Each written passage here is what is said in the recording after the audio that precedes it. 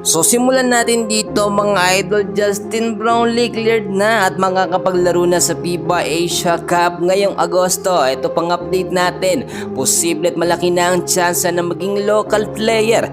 Ito nga pong si Justin Brownlee at Ange Kouame sa ating bansa. Well, kung bago ka lang, huwag mong kakalimutan muna na mag-like and subscribe. Maraming salamat po. At dahil nga mga kaibigan ko, nalalapit na po ang FIBA Asia Cup ngayong Agosto na yan sa Jeddah, Saudi Arabia. Ang ganda ng pasok ng balita sa atin dahil hindi mawawala sa lineup etong si Justin Brownlee. Inanunsyo na yan mga kaibigan, cleared siya at hindi ho papalitan.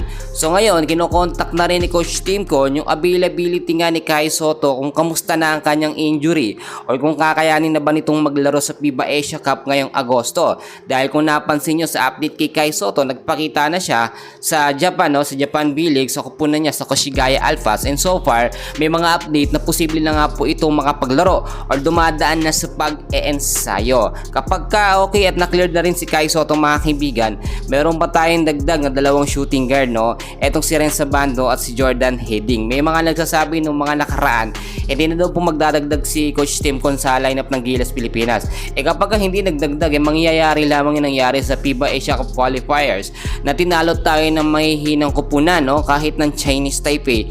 Hindi natin natalo at hirap na hirap tayo. So common sense na lamang yun. Sinabi lamang yun ni Coach Timko ng Gilas Pilipinas para hindi po maalarma ang kalaban na walang magbago sa lineup ng Gilas Pilipinas. Pero gugulatin na lamang natin sila.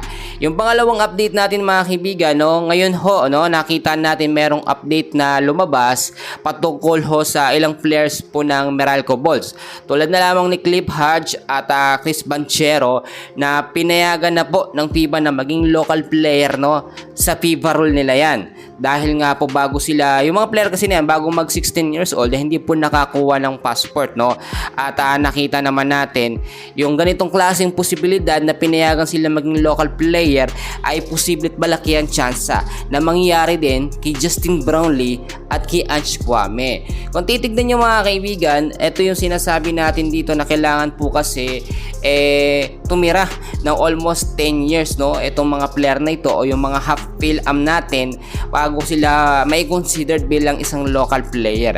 Sa lagay naman ni Justin Brownlee, kung titignan ho ninyo, ganun din naman si Ange Kouame, eligible naman sila o may chance sila or pasok naman sila sa qualification para maging local player po ng ating Gilas Pilipinas, o ng ating national team ng Pilipinas mga kaibigan. So kapag nangyari yon, ito yung sinasabi kong magpapalakas sa Gilas Pilipinas. Kapag kawan na consider na local player po either si Ange Kouame o kaya naman si Justin Brownlee, pwede pa tayong kumuha ng isang naturalized player ng Gilas Pilipinas. At syempre, available dyan, si Jordan Clarkson. So yung sinasabi ng ilan, na JB and JC na magkasama sa lineup sa Gilas Pilipinas, malaki yung tsansa na mangyayari. So yun ang magpapalakas sa ating national team. Pero dapat hindi po natin ialis na kailangan ng Gilas Pilipinas ngayon priority ang depensa nila dahil nga po Japet Aguilar at eto nga po si Junmar Fajardo, hindi rin natin pwedeng asahan all that time, Kailangan ho natin na magkaroon ng extra backup nga po na big man o sentro tulad na lamang po ni Kai Sotto. Sa ngayon, yan muna ang update ko sa inyo and please pakiusap naman ako ng isang like and subscribe. Maraming salamat po.